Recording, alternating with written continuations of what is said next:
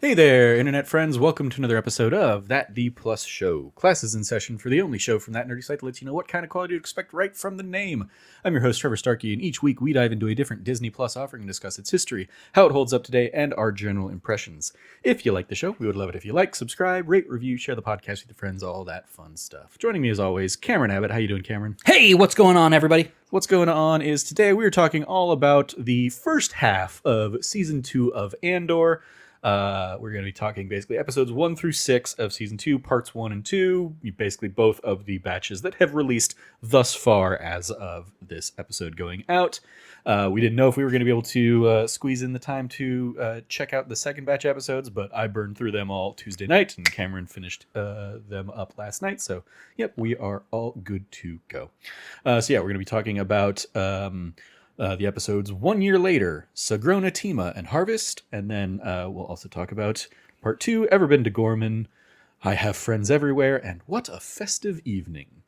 Why did we pick it? It's the new Star Wars thing. Of course, last week we went with Doctor Who, in part to give a little bit of breathing room and try and have the time to watch all 3 episodes of the first week. And it was just easier and we were also playing catch up because Doctor Who was already 2 weeks in, basically. So Now we're 2 weeks into this one and did the same thing. But these episodes are the episodes originally released. Season 1 was originally September through November of 2022. And we had a big old writer's strike, writers and actors strike. And then this notoriously, as I recall, basically got delivered right before the strikes.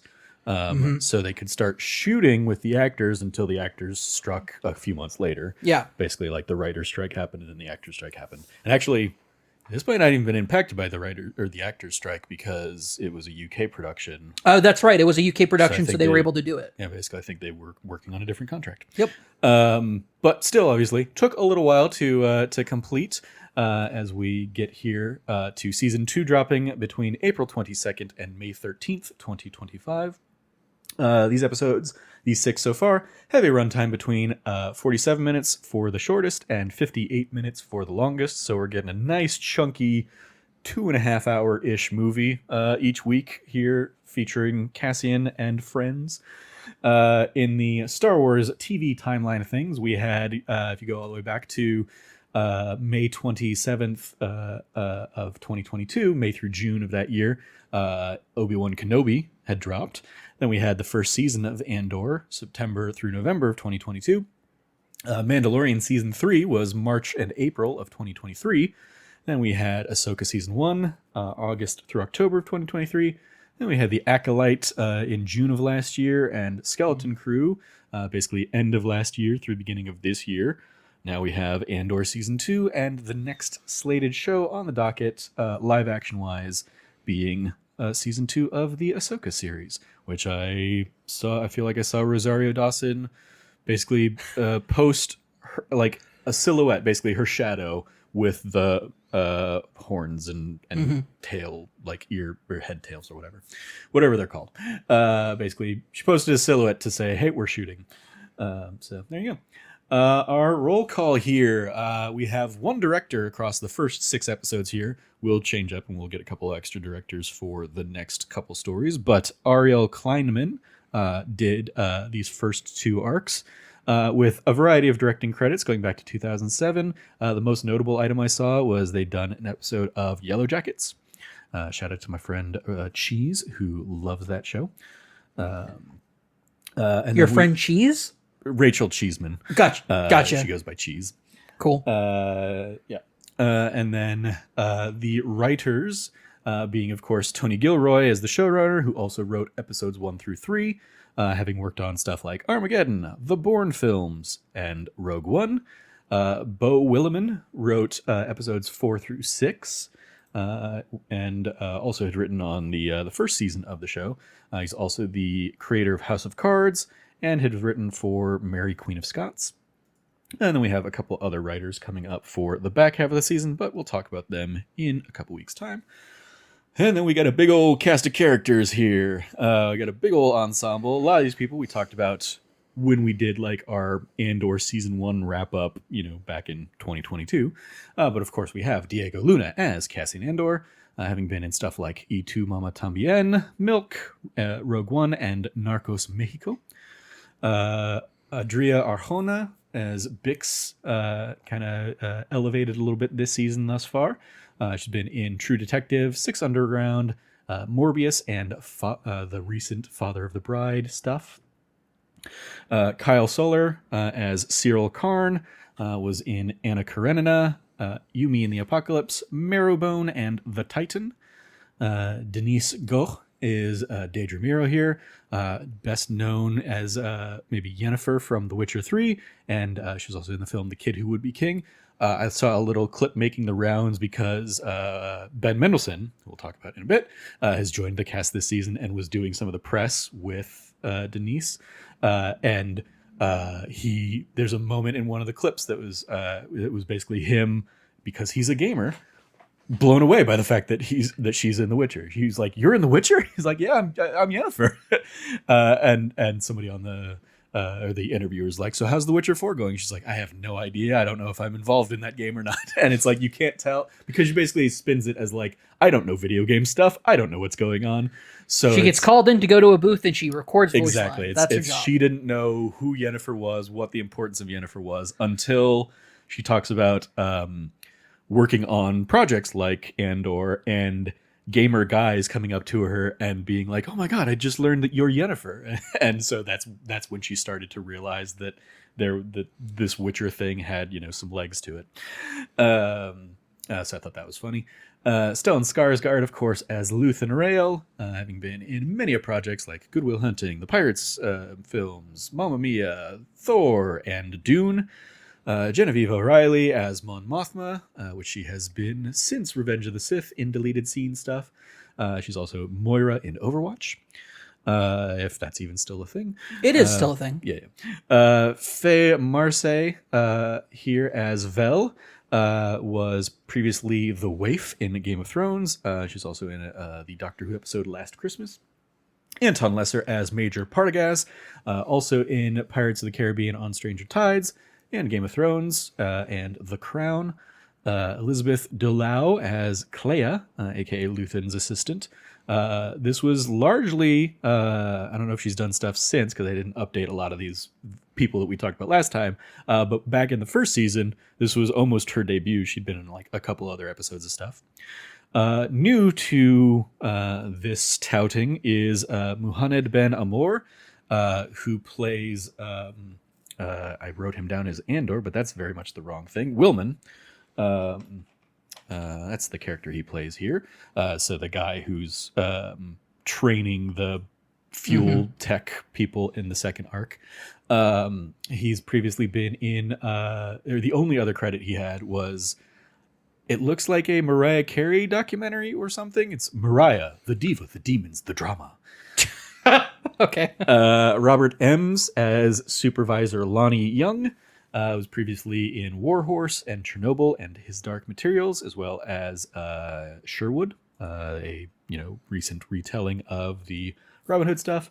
Ben Mendelsohn, of course, they're returning to his position as director Orson Krennic, which he originated in Rogue One. He's also in films Ready Player One, another interpretation of Robin Hood, being the this was the Ansel Elgort. No, is that? No, the wrong one. Taron Egerton. That's what I'm thinking of. Yeah, that one. They have like this weird name thing in my head where I was confused the two of them. But yes, he was in that. Robin Hood also featured Jamie Foxx, I believe, as Little John. As Little John, yeah. Yep. Of course, Talos in the MCU, going back to Captain Marvel, and he was in a movie I really liked a few years back, Cyrano, with Tyrion Lannister, Peter Dinklage. There we go. Oh, he was also in a show, The Darkness, I think it's called. It's probably. He's been in many things. Yeah, he's been in a ton of things. But his highlights. he was a detective who's trying to figure out how a man brutally murdered a child, but also was in a city away at a conference on like being recorded, and like the way it breaks their community apart and other stuff like that. with a supernatural. I believe it's a Stephen King adaptation. So there's some supernatural elements to it about like what happened. Cool. Forrest Whitaker returns as Saw Gerrera here, which he Sorry, that was my impression of how he takes a breath whenever he wants to be dramatic. Sure. Of course, been Saw Gerrera since Rogue One. He was also in The Last King of Scotland and Black Panther. And then we have a debuting Benjamin Bratt as Senator Bail Organa here, taking over for Jimmy Smits because Jimmy Smits was not able to appear and reprise his role due to scheduling conflicts. That's a shame. Yep. Ben Platt, though, good, like, similar profile as far as, like, the kind of look you want or Bail Organa to have. He walked up and I was like, oh, they recast Bail Organa before he said anything. Before I was anything, like, oh, yes, immediately. I was like, that's not Jimmy Smits.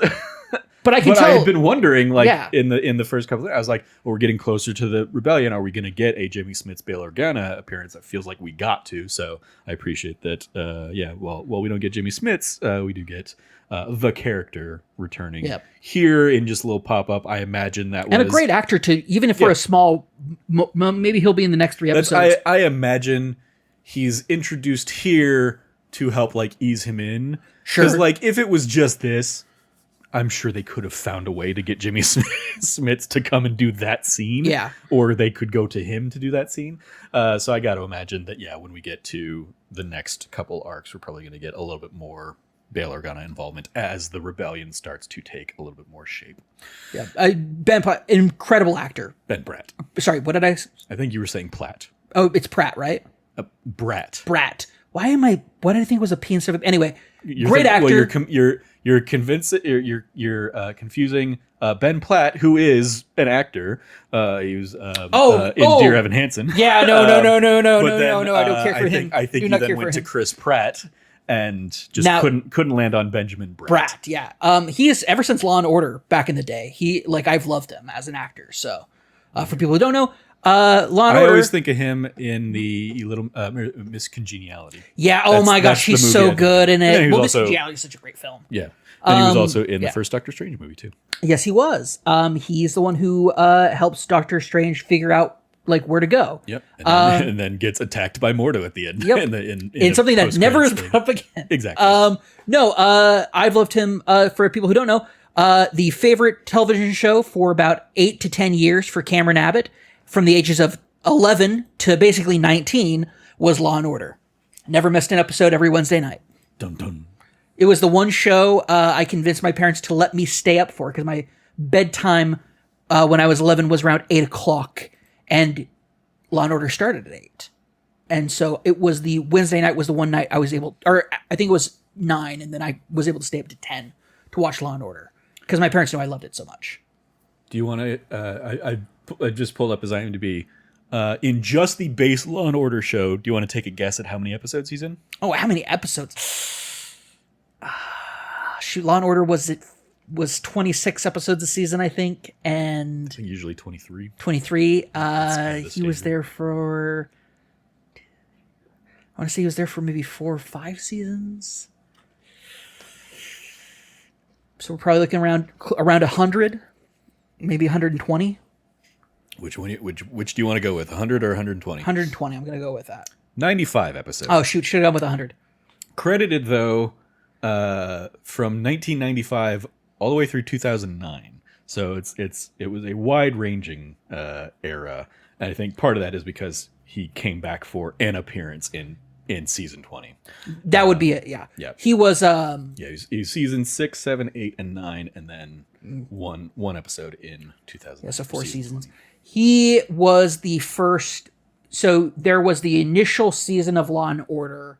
That was kind of the setup of it. I'm good. We got plenty to talk about. Yeah, I don't all right, care. all right. We don't need to go down this rabbit hole. Dude, listen, if anybody out there wants to do a Law and Order rewatch podcast, let me know. I'm so down. Good Lord. Oh my gosh, I love Law and Order. To this day, I was watching some old episodes just last week. It was so good. I watched a ton of SVU and like Everybody CSI watched SVU. and stuff. Everybody watched in the S- Bravo era. In the Bravo era? Yeah, Okay. basically it was like it would be that and like West Wing and stuff like that. And I would have them playing on TV. I talked about it, I think, a little bit in my, my write-up thing. Have them playing, but yeah, it's a bit, yeah. Law and Order, man. OG Law and Order. When I was a kid, I didn't care for SVU because it was all the sex crime stuff, and as a young man, that was just like ooh. Sure. Like, oh no, that makes me feel bad every time I think about these poor women. This is, again, I was in college when I in the brief era that I watched any of these. Anyway, also I have a handful of rest in peace characters. Rest in peace to Brazo, played by Joplin Sibtain, with miscellaneous credits going back to 1996, including EastEnders, and he is the character Olin in Horizon Zero Dawn, who is the guy, like the first person that Aloy sees with the earpiece that is not her, with the focus. That's who Olin was in that one. Presumably, I'm pretty sure he's very thoroughly killed off screen. Tay Kolma, played by Ben Miles. He was previously in projects like Coupling and The Crown. This basically being like Mon Mothma's money man, who we see getting in the car with another one of our dearly departed Verada Setu's Sinta Kaz at the end of episode 3. And then she comes back and says, like, I spent a year recovering, kind of thing. Verada Setu, of course, also in Jurassic World Dominion and Doctor Who, as we talked about last week. And then I'm going to assume he's dead now, because we never get any follow-up on him, but Dave Chapman as BMO. Because they basically make a point of, like, only Kaz knows how to, like, keep him energized, and they make a hot exit off that planet. Yeah, I think BMO's gone. And so yeah, the fact that we never, like, I'm pretty sure BMO's just sitting in a tent somewhere on that planet, just rusting. But Dave Chapman was a BB-8 performer, and he was also in Solo: A Star Wars Story and Dark Crystal: Age of Resistance. A little bit of trivia here, as we did, I think, when we talked about Andor previously. The series, these episodes take place with Part 1, the first few episodes, very notably in 4 BBY, and Part 2 a year later, as every arc of this season is basically another year's jump. So next week will be, part in 2 BBY, and then we'll get to 1 BBY, basically leading right up to Rogue One. Also in 4 BBY, we had, both of these, it's going to be a lot of Star Wars Rebels stuff, because that is the most distinct point in time that we've seen all this stuff. But in 4 BBY, we get the bombing at the Empire Day Parade occurring on Lothal's capital city. We also get Ezra Bridger receiving a Kyber crystal and building his lightsaber. And Kanan Jarrus is captured by Grand Moff Tarkin, and the Spectres mount a rescue leading to the death of the Grand Inquisitor and the destruction of Tarkin's personal Star Destroyer, the Sovereign. We also get in 4 BBY Rex joining the Phoenix Squadron. And then in 3 BBY, we get Leia Organa's Day of Demand occurs. This is a ceremony where at 16, where she demands her right to the throne of Alderaan, and it's basically featured in the Leia book, as I understand it. Then we also in 3 BBY, Mira and Ephraim Bridger stage a breakout in the Imperial prison on Lothal, freeing many prisoners but being killed during the escape attempt. And we have the mission to Malachor, where Kanan, Ezra, Ahsoka, and Chopper forge a temporary alliance with Maul against the Inquisitors to obtain a Sith holocron, and Ahsoka faces off against Vader, and we think for a while she's been defeated. But, that was such a good episode. Eventually, years later, we find that Ezra saved her through the worlds between worlds. So that all happens there in 3 BBY. That entire, man,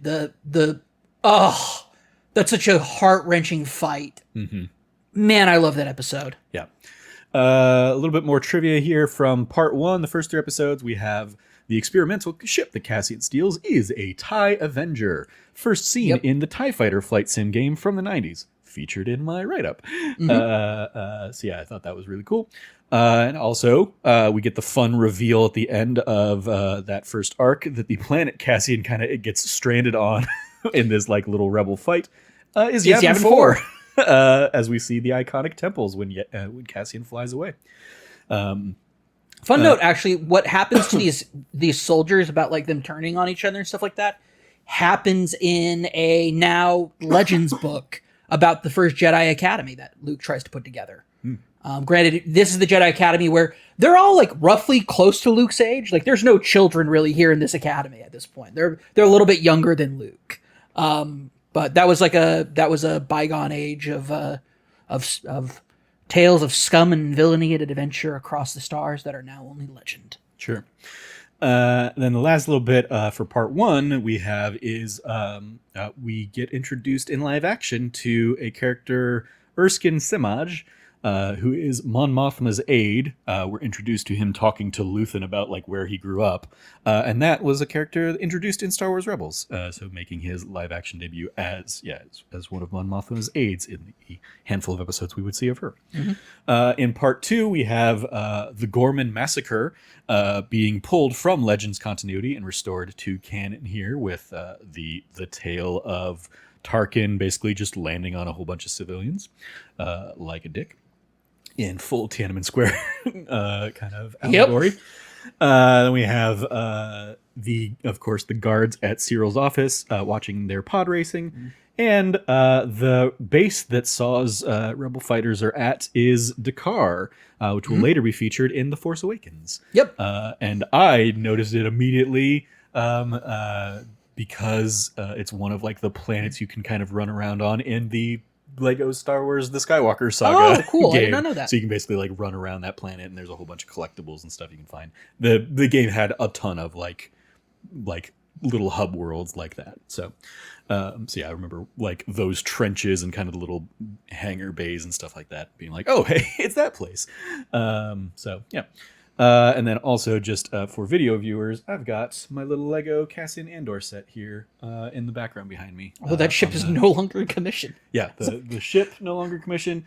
Cyril no longer in. I mean, it's from basically episode 1 or 2 and 3 of last season of Andor. So it's got a little Lego Cyril, Lego Cassian, and Lego Luthen on the ship that Cyril comes in and crashes into, or crashes in, or that no, because it's not Cyril. It's whoever pilots and blows it up, whoever gets away.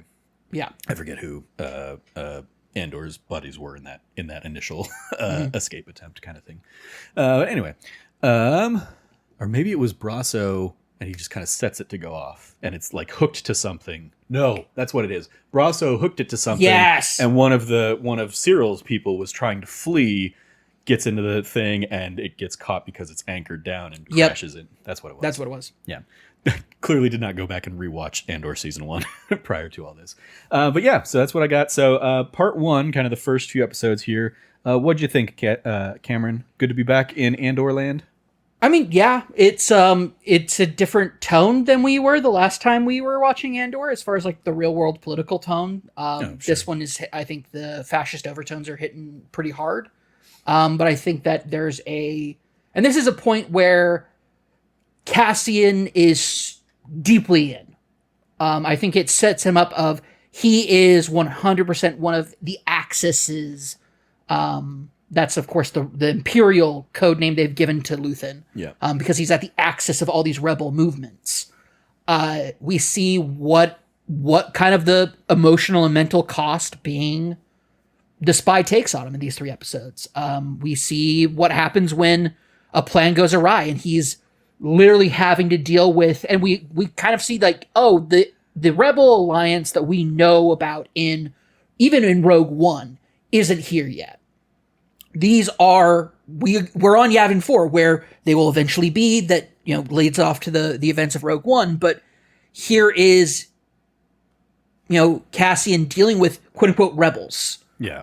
But these are like, they're not even of the level of partisan fighters. Like these are 12 goons who have like who split themselves apart and have like, because the story we get is basically like they had a leader and that leader was holding everything together and that leader dies, and so now they're all like 2 of them are fighting for who's going to be second in command, and the person who had their ship took off and is not coming back.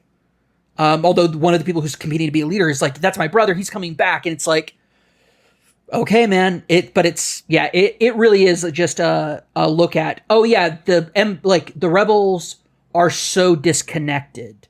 And we're starting to see that also, that wear and tear on Luthen. Luthen is, and that's really more in the second half of these episodes. But here we're starting to see kind of the fissures in. I was gonna say in the first little bit here, it is like Cassian is very much like showing how adept he is. Yeah. We get like He's I absolutely love thief. He's gone from thief to rebel, and this is we're seeing the evidence of that. I love the. I mean, just the opening scene. Oh my gosh. Of like fleeing the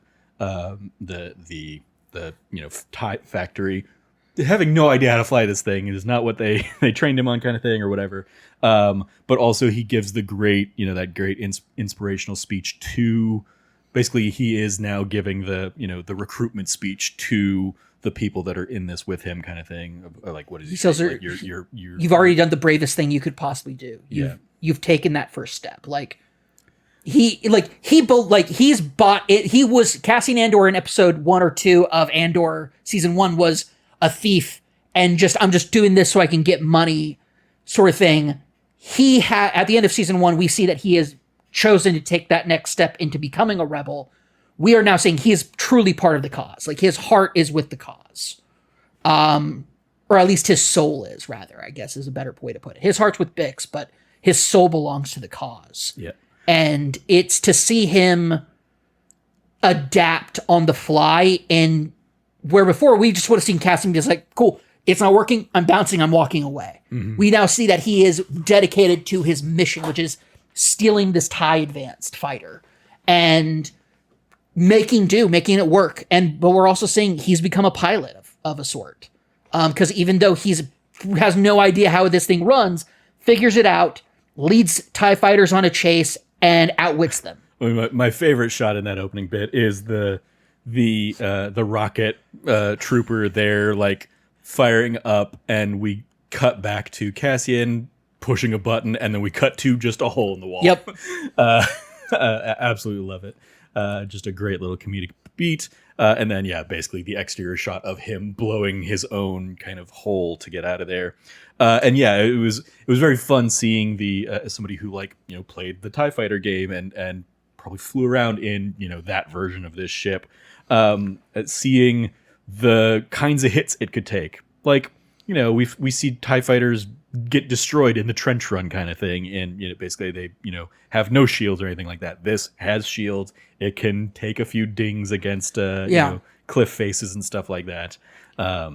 Shields were and this is some Star Wars nerdy stuff coming out, so I apologize for the little side tangent here, but the point of the TIE fighters was they could either have hyperdrives on there or they could have shields, and so the entire point was getting these little TIE fighters to areas as fast as possible.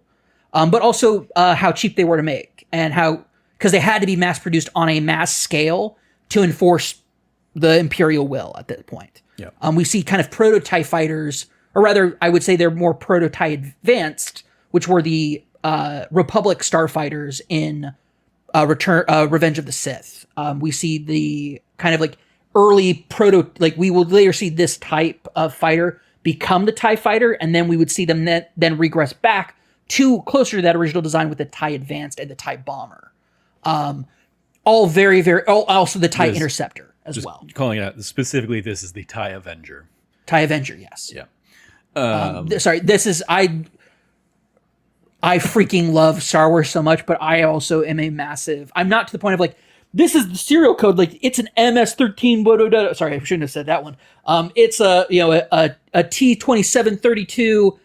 Imperial cruiser. I'm not that kind of a nerd, but when it comes to the overall design and kind of the way that the people who work at LucasArts have taken the evolution, first off, they devolved the TIE fighter and X-Wing to make the Jedi fighters, and then they re-evolved them continuously, and it's just such a cool design way, design theory and way that they go about it. That just makes it so cool, the legacy behind it and everything. Mm-hmm. But yeah, I loved the mini dogfight we got, which was this thing hauls. Also, it's got some room in it for a TIE class fighter. Love it. Just it's such a sexy ship. So we got that's kind of where Cassian is, and kind of going to his like he, stays cool under pressure. He gets caught up in this little guerrilla warfare thing between the two factions, and basically like, plays the spy, turns them against each other. He's on his ship, so he knows he just needs like the opportune moment to kick open the hidden compartment and whatnot, and get his. I love his blaster so much. It's such a cool the way like ever since season 1. I think that's his blaster in Rogue One as well. It's just such a cool the way it flips and stuff. It's such a cool blaster. Yeah, and I also love another great comedic beat is like the guys basically doing their like, all right, we're gonna basically play rock paper scissors for who win, and just getting eaten by big old monsters in the jungle. He kind of ends up breaking away there. Loved all that in terms of like, I thought in the moment I'm like, oh, this is slow, but I also appreciate that it was giving some of the other stories room to breathe. We catch up with where Bix and Brasso are, kind of their basically undocumented migrants on this planet waiting for Cassian to get back. But then I think the real like kind of through line of the first arc is that it's all during the, Mon Mothma's daughter's wedding weekend kind of thing, and this 3-day Shenderland extravaganza. Oh my gosh. Excess and luxury and see that compared to like with what Andor's doing on Yavin 4 and dealing with those and like put up the tarp so we can get some rainwater, like we can get water, like all that stuff is just insane. Yeah. Of like the lavishment of that. And then even also with Cyril and the fucking dinner party, which I actually think is episode 3, so I'll hold back on that. But yeah, the whole wedding is also just such a breaking point for Mothma, because we see her have to confront the fact that like this is a very real thing that we're seeing also right now. And like I said, contemporary wise, this is hitting home really hard. One of these things, as somebody who comes from a very religious background, seeing the return of a lot of conservative religious thinking points of like traditional families, the trad wife trend, the like a lot of these ways that these very repressive systems have become like come back around as being trendy, is so disheartening to see people just be like, well, I want to be barefoot and pregnant in my kitchen with 5 kids. And it's like, why? Don't want that. Like, you should want more than that. And for Mothma, who is somebody who, even though she went through the old traditions, she sees herself as somebody who's progressive and doesn't fall into that, only to have in season 1 her daughter fall into the trad wife trend, right? Of like getting engaged, betrothed at 14, getting married when you're 16. Yeah. And then that girl's like arc in these episodes of like, it's the end of the world because he won't hold my hand. It's like you are just not mature enough to get married. Yeah. You're just not mature enough. I'm sorry. And then when Mothma basically saying like, I'm realizing now why my mom did what she did on my wedding day, and so I'm going to have the courage to do what she couldn't and tell you don't have to do this. And that being the absolute last thing that this daughter wants to hear, just being like, all right. Because she wants her mom to lie to her. She wants her mom to lie to her and be like, it's okay, don't worry about this. Instead, her mom says, if you don't want this, we will go out there and tell them it's not happening. I'm giving you that choice. Yeah. And here's the thing, her daughter could have been, if she was older and mature enough, she could have been like, this is what I want. Thank you for giving me this choice, but I'm going to go do that. Instead, it was, I would rather you were drunk. Like, oh, the children are not all right in Star Wars, okay? The children are not all right. It's so crazy that this thing is happening. The whole like we're hiking because it's pure like it's that hike is so bougied up of like what was probably once a very like spiritual thing has now just become like it's one of the things we do during our giant 3-day wedding celebration. Just speaks to the hollowness of like religious ceremony when it's surrounded by wealth and extravagance. Like, gosh, this spoke to me on somebody who grew up in like repressive religious systems. This spoke to me on so many levels of like, I'm seeing my nieces get married now and being like, like, are they doing? And it's like, nope, they're making their own choices. They found good people that they want to be their husband. Like, it's okay. But like, I have these feelings, man. Like, I felt that, but at the same time, also she is dealing with the fact that the one person who's the linchpin who could bring her down is erratic and behaving erratically and is not doing okay. Yep. And Luthen makes the cold objective choice to have him eliminated. Yep. It's her oldest friend. Oldest friend. Who is, oh, my investments have turned sour. My wife is leaving me, kind of like all this stuff. And yeah, for you to even highlight that, like, oldest friend, but she's out of the loop on this stuff that everybody else knows. And we even get the gossip, other people at the party gossiping about it. Just being like, okay, yeah, he's your oldest friend, but you don't pay. He's just a tool to you. Like so many other things in this fight right now, he's a tool, and he's a potential threat because of what he knows and what he, identified and all that stuff. This is the moment for me that it's like Mothma's no longer gregarious Mothma. We'll find enough. Like, eventually when Luthen says there won't be a number, we're taking him out. Does she go to warn him? Does she go to help him? Does she try to help figure this out? No, she gets drunk. She gets lost in the party. And at that moment, it's like, whatever. She surrenders herself to the rebellion. Yeah, in whole. Yeah. In whole. It's so interesting to see Mon Mothma's character take this arc through season 1 and 2 of the idealistic righteousness of the cause of the Republic and the rebellion. And then it just being like, no, this is war. We're at war. And you have now fully bought into it. And like you said, he's just another piece to be played. He's no longer a good piece. Take him off the board. Mm-hmm. That's how they're doing it. And I freaking love that, because I love that, like, it's crazy for them to be like, hey, the Rebel Alliance kind of was like had some, like, they did some fucked up shit to get they did the real shit. It wasn't all sunshine and rainbows. We're the good guys. The rebellion. Yeah. This is very much a show that pays off on that interesting nugget in Rogue One. Yes. Where the first time we meet Cassian, he kills one of his co-conspirators because he's a liability and he's not going to be able to get away. And he'll talk. So I got to kill you. I won't talk. Because it's they always talk. Yeah. So yeah, it's how do we get this, like, kind of like precocious thief to cold-hearted rebel? It's the instead of going from what do they always say, like, from Mr. Chips to Scarface was the Breaking Bad pitch. Yeah. It's how do we get this slum thief to the Cassian that we see in Rogue One. And I think we see that on display in season 2 immensely. And I think it's so interesting to see how Luthen plays at the game that he's playing.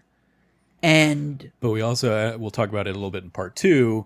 We're seeing the toll that's taking on Luthen. Yeah. I mentioned it earlier. Yeah. I think, are we good to move into part 2 now? So there's still a couple storylines we have in part 1. The entire farm. We have the farm stuff. And before we get to that, I want to end on maybe the farm stuff, because I think it is the heaviest topic to kind of segue out of.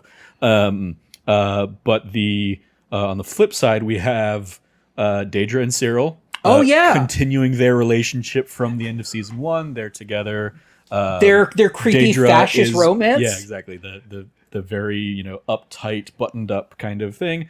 The story starts with Daedra basically being summoned to this. What you said, not the Nuremberg trials, but you made that illusion. Basically, yeah, it was.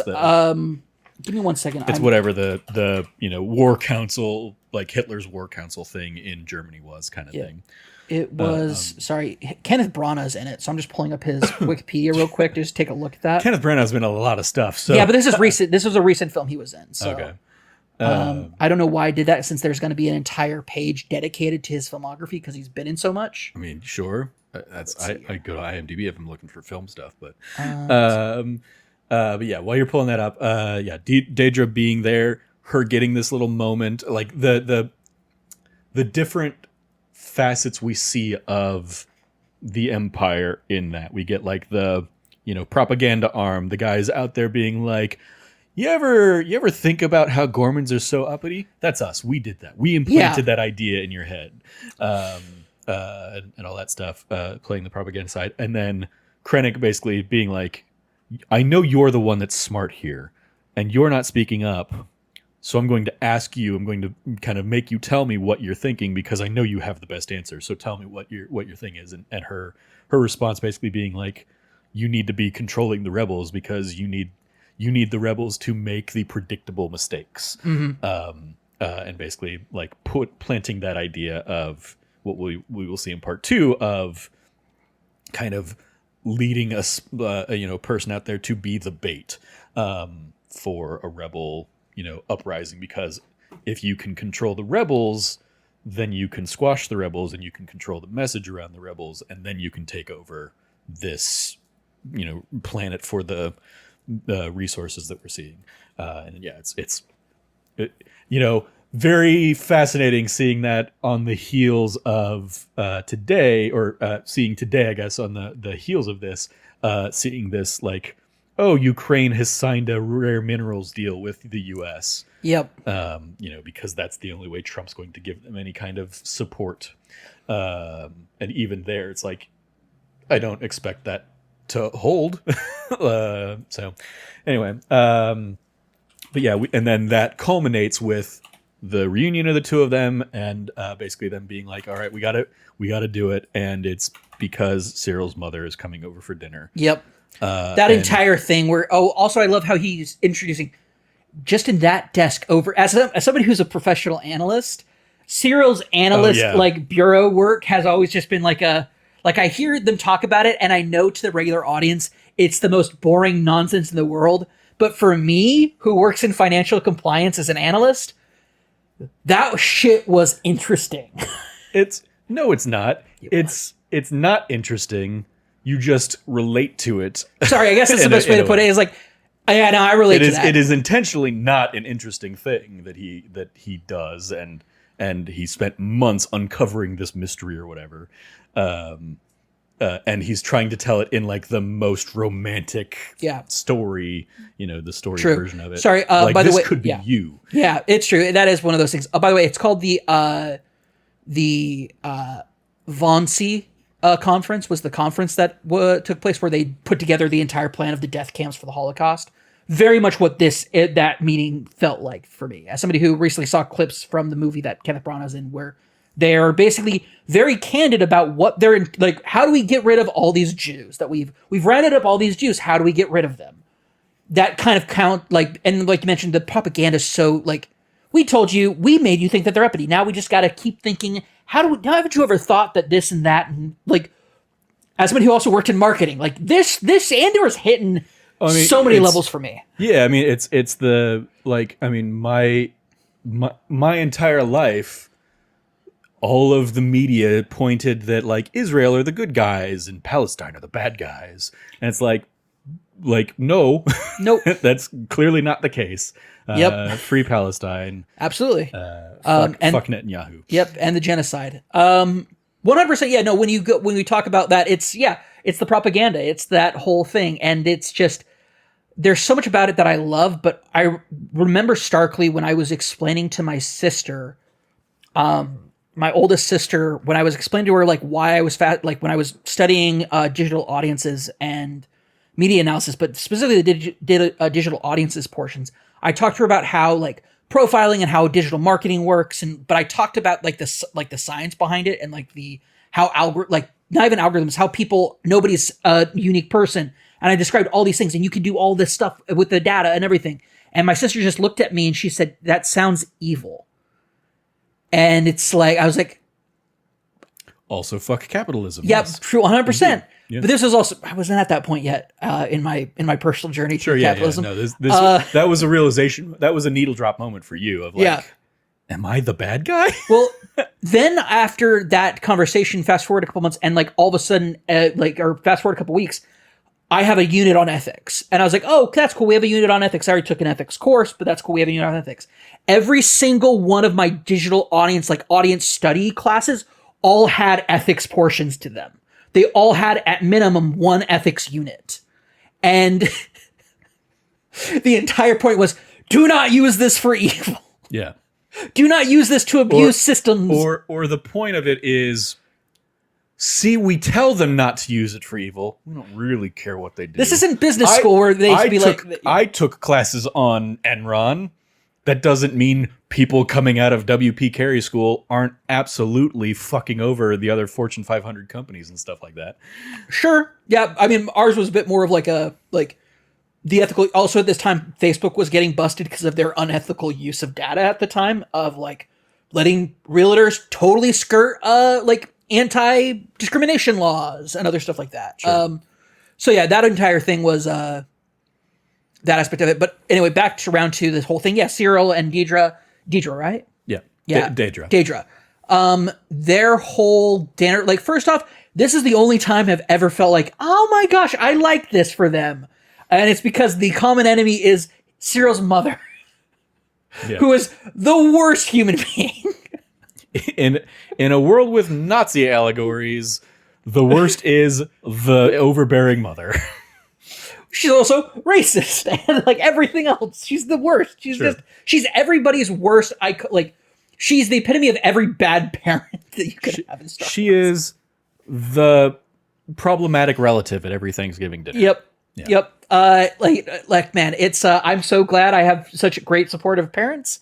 Because holy crap, Cyril does not like. You want to know why Cyril is like obsessed with like proving himself inherently to the point where he will like endanger himself. The moment we meet his mother in season 1, it's like, I get it, and then it's like just more and more done that way. Also, obvious like Deidre basically being, he's dating his mother. Like there's such an Oedipal thing going on here. Of, not in the like she's overbearing, but in the like I am going to be the power of this relationship, and you're going to do what I say.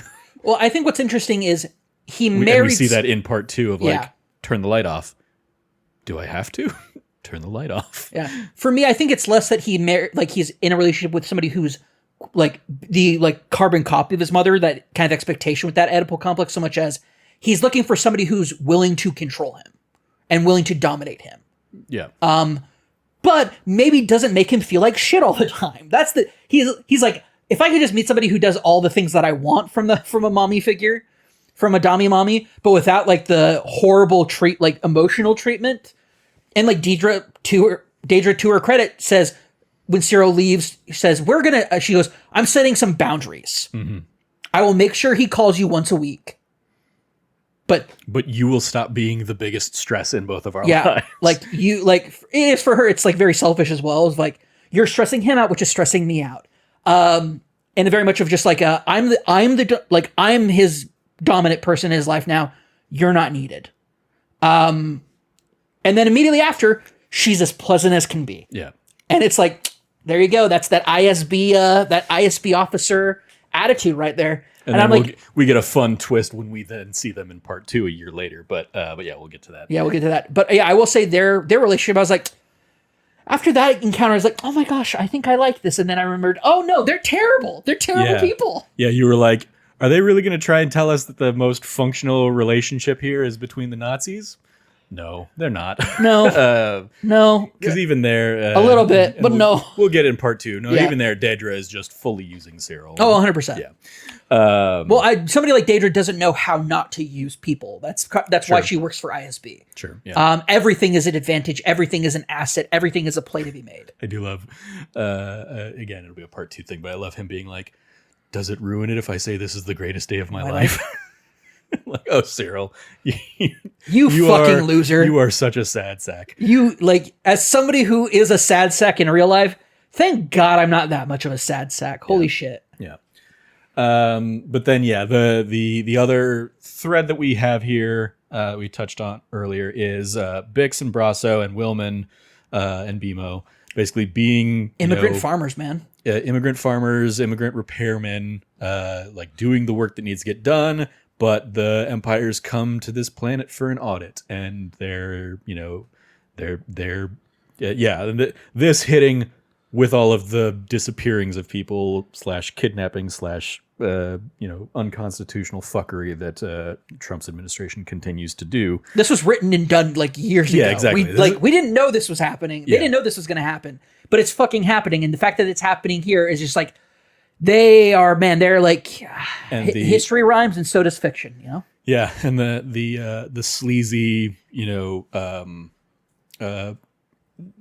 commander of the unit or whatever, the regiment, basically coming by and immediately, wanting to take Bix for his own and basically being like, well, I could make your problem go away, but what can you do for me? Kind of like that, the absolute like disgusting quid pro quo stuff, culminating in him flat out and them calling it, he tried to rape me.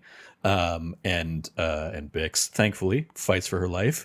Bix, as we see through all these first 6 episodes, still absolutely dealing with the trauma from the Dr. Gorst from season 1, and kind of still having to live with that and the PTSD of that whole thing.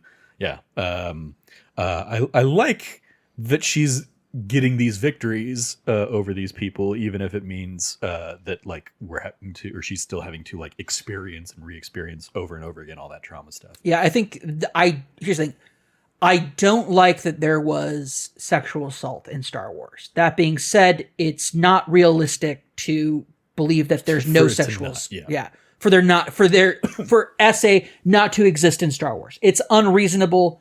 Do I like it? No, because I don't like seeing somebody who's already been so traumatized go through another traumatizing thing. Personally, emotionally, I don't like that. Yeah. But it's unrealistic of me to say, well, it wouldn't have happened. It's like it 100% would have happened. Yeah. Like people's problem with it. Do I have a problem with it? No, I don't like it personally. On a personal level, I don't like seeing SA in any of the fiction that I observe and consume. But if it is a realistic part of the story, I see why it's there. Yeah. I don't have to like it for me to think that it was done well. And I think it was. I don't think that there is, to the argument out there, I understand it. Emotionally, I'm on that side of the fence on this. But it's unrealistic for us to think that somehow, there just is an SA in Star Wars. It's just not realistic. Yeah. Which some people, but what about the space fantasy? And it's like, well, we have Nazis in the space fantasy, and guess what Nazis do? Yeah. Wait, like you're okay with them blowing up a planet, but not, allusions to rape? What the fuck does that say about you? Yeah. That's where I fall on it in terms of like, is it in good taste or not? And I do think they tried to be, I think they tried to approach it in an adult and mature absolutely manner, and it was not gratuitous. The bad guys doing this thing, and another thing also, it wasn't gratuitous. It wasn't. It was, the implication was clear about what was there was an attempt at something here, but it was never so like. I think one of the reasons why I hate seeing it in media is how gratuitous it can be. How gut-wrenching and like heart-hollowing it can make you feel when people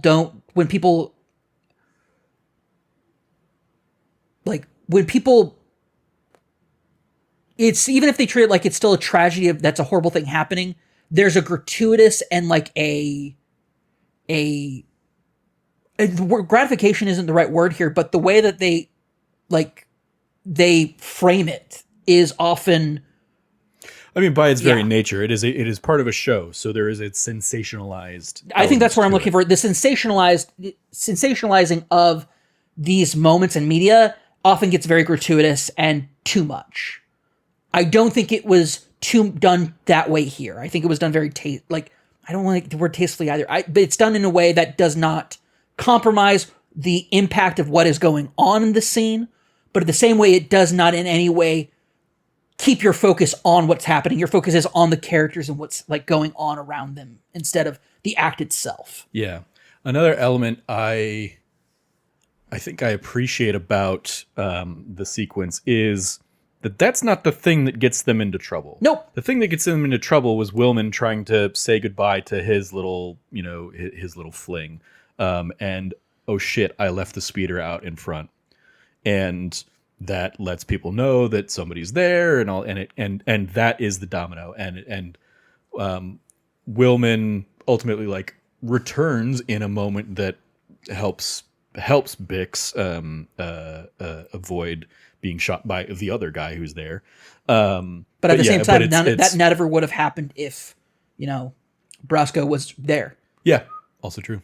Brosco, if Brosco didn't have to, or Brazo. Yeah. Brazo, sorry. If he didn't take his speeder out there to see his girlfriend, Brazo would not have gone out after him, leading to the confrontation with the stormtroopers that leads him to getting killed. Yeah. It's a tragic series of events that happens. Obviously, a teenager / older teenager, early 20s kid, thinking that he has to say goodbye to what he thinks is the love of his life.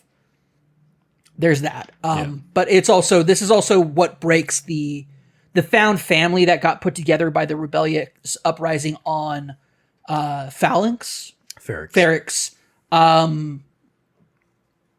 It's broken in this last episode. That set was called the ambush at Ferrix. Yeah.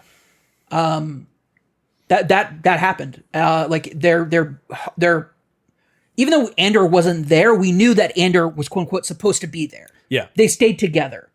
That's Martha's home. That's /ship. Like that is the ship Andor grew up in. That's his childhood home. Marva. Marva. My bad. And no, isn't it? No, because they basically get out of Dodge in a different ship. They just. Is it just so similar to the house that they were living in? I mean, yeah, it's probably a little bit more of that. It's okay. Everything's kind of like prefabricated. That makes sense. Stuff. The way that I felt it was, I was like, man, this is just such a, like, they built a home here. And yeah, Andor's doing the rebellion, but he comes home. Can't come home anymore. Yeah. But then he does show up in the nick of time in his nifty Avenger and just wreaks havoc on the stormtroopers there, the Imperials, but unfortunately not in time to stop Braza from being gunned down as he fled back to the farm, and so we get the sad farewell of he didn't make it kind of vibes, which is very much I didn't think about it going into the season, but there is absolutely that like element of inevitability, just like Rogue One kind of had, of like, well, we know how this story ends. Yep. And we know who's in Rogue One and who's not. Yep. Does not so speak. We got to start picking people off the board. And yeah, maybe it's not going to be death for everybody, but I think this certainly puts out there that death is on the table. For some of these characters. Hey man, listen. At least he got to go out leading the Jizz Band in season 1. Sure. Yeah. The marching Jizz Band. The marching Jizz Band. Yeah. Shout out to Anthony Carboni who reminded everybody that music in Star Wars is called Jizz, and just what a wonderful gentleman. Shout out to him also doing Star Wars Celebration in Tokyo. Yeah. That was cool. I mean, he's been doing Star Wars Celebration for many years now. Yep, but he did it in Tokyo, which was especially cool from my perspective, anyway. Yeah. I love his ongoing feud with Anthony Daniels. That, and I also enjoyed, shout out to people you don't care for Philip DeFranco, but shout out to SourceFeed folks, Ray Scully, a friend of his, who lives in Japan. They did some online content together that was very fun and very nice. And a bit of a reprieve from like the terribleness and awfulness that the world is in. So sure. Appreciated that. Then we get into part 2, the second block of these episodes. 1 year later, BBY3, which also, as we're going through these, it's a thought I have every now and then, but it definitely is being reinforced here of like, okay, yeah, we refer to it now as BBY3 because before Battle of Yavin. What the hell were they referring to it as? They don't know the Battle of Yavin is 3 years away and they're counting down to this inevitable event. Do you remember the conclusion we all came to at the end of the first summer of Star Wars? Time doesn't mean anything in Star Wars. Sure. What do they call it? They don't care. We shouldn't care either. I saw a clip making the rounds that like somebody had done a calculation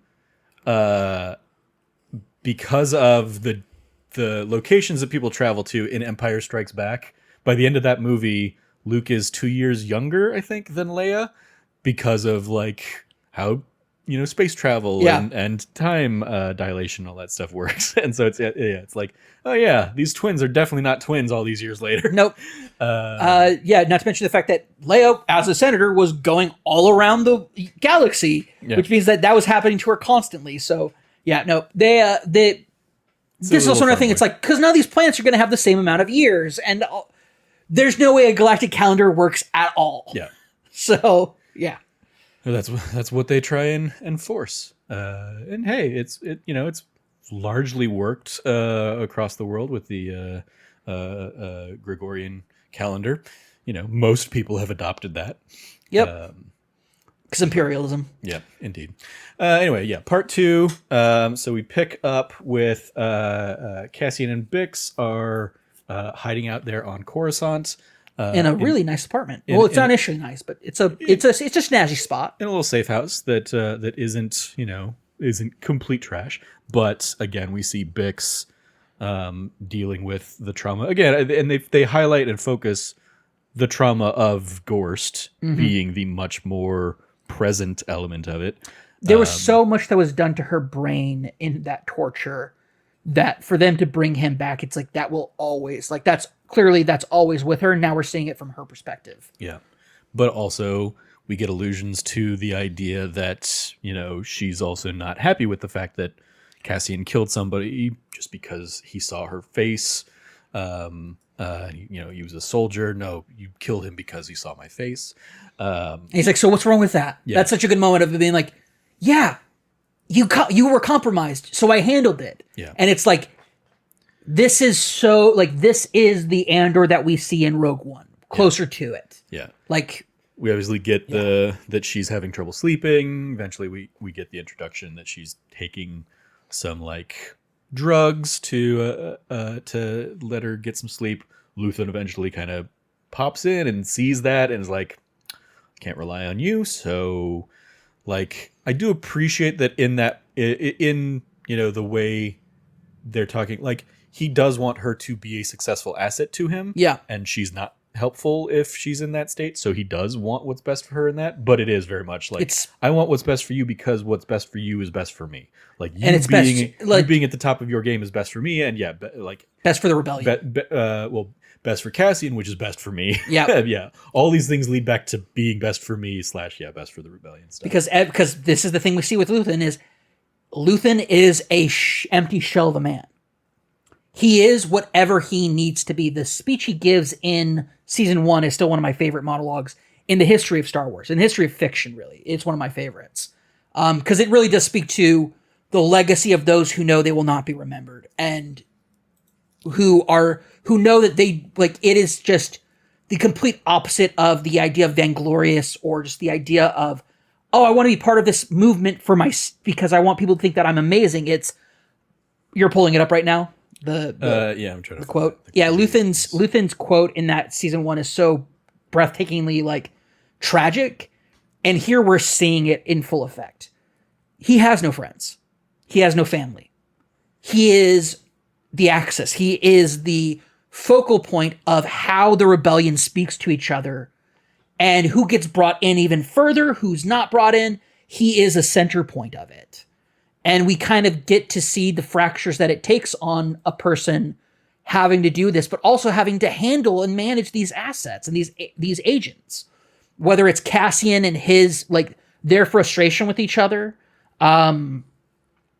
whether it's like Bix is at the center of this, especially when Luthen goes to see her, then sees Cassian, but doesn't tell Cassian that he saw Bix. And this is also where we're seeing the spy stuff take a toll on Andor. The entire paranoid just dribble he throws at Bix when he comes back in episode 3, I think. Yeah, episode 3. Episode 6 of season 2. Where he just goes into her about Luthen knew that he planned it. It's so like, he's so paranoid. he's gotten to a point where he is at so on edge that it's like he can't trust Luthen because he can't trust anybody. And he's trying to trust Bix, but he can't trust her. Because Bix would have shot the kid. Yeah. Can't find it because apparently I don't know, somebody's wiped the quotes on the Andor, and so I probably have to look at it like in the specific episode, and I'm not going to try and track down which episode that was. But yeah, the speech about like, I know I'm never going to live to see the end of this rebellion kind of thing. Yeah. I shall never see the dawn rise over like our victory. Like I know that, like yeah. That is such a, like he has thrown himself into the idea of a Pyrrhic victory, of he will, like the rebellion will succeed, but the toll that it will take and the price that they will have to pay for it is steep and dire. We see the price that it's paying. We see the cost that it's having on his sanity. We're seeing the cost that it has on Andor's sanity. It really just is this idea of when you are not part of the government institutional spy stuff, when you are part of a rebellion, when you are part of the infiltration, when you are part of all of this, this is the toll that it takes on a person. And we kind of see where Luthen is and then where Andor is, and there's only one endpoint for either of these characters. We know how it ends for Andor. He dies trying to fulfill a mission. Dies not even knowing if they succeeded or not. That's one of the most tragic things, is that he and what's her name? I'm trying to remember. Yeah, it's one of those like, oh, we should know it, but we didn't get a show of her. We got a show of Cassian. Yeah. Yeah, I can't. It's fine. The two of them, they don't know if it worked or not, but they're on that beach and they're about to be killed by the Death Star. And so they just hold each other, and it's just such a poignant moment for that. Jin, yeah. Or so. Yeah. Jin or so. It's a, like, I also think we see that Cassian's, his weakness is scrappy women. Whether it's Jyn Erso, whether it's Bix, whether it's Marva. Sure. I don't know if I would consider that a weakness of his. I wouldn't. Sorry, not weakness. I guess like we see the type of person that will have an impact on him throughout his life. Sure. I did find the quote, and it's so Luthen's speech and the great Andy Serkis speech of One Way Out are in the same episode. Oh my gosh, so are you? That's right. That is the best episode or the best piece of Star Wars writing ever. Yeah. That episode is the best episode. Maybe the best single piece of Star Wars ever is that episode. My gosh, Andy Serkis is. Oh my gosh, that was one episode. Holy crap. Because, Lonnie basically says, and what do you sacrifice? And Luthen says, calm, kindness, kinship, love. I've given up all chance at inner peace. I've made my mind a sunless space. I share my dreams with ghosts. I wake up every day to an equation I wrote 15 years ago from which there's only one conclusion. I'm damned for what I do. My anger, my ego, my unwillingness to yield, my eagerness to fight, they've set me on a path from which there is no escape. I yearned to be a savior against injustice without contemplating the cost, and by the time I looked down, there was no longer any ground beneath my feet. What is my sacrifice? I'm condemned to use the tools of my enemy to defeat them. I burn my decency for someone else's future. I burn my life to make a sunrise that I know I'll never see. And the ego that started this fight will never have a mirror or an audience or the light of gratitude. So what do I sacrifice? Everything. Fuck yeah! Good job, Tony Gilroy. You done a good Star Wars. Skarsgård is such an incredible actor, but honestly, that might be my favorite moment of his entire career, because it's such a damn good moment, damn good speech, damn good writing, damn good acting.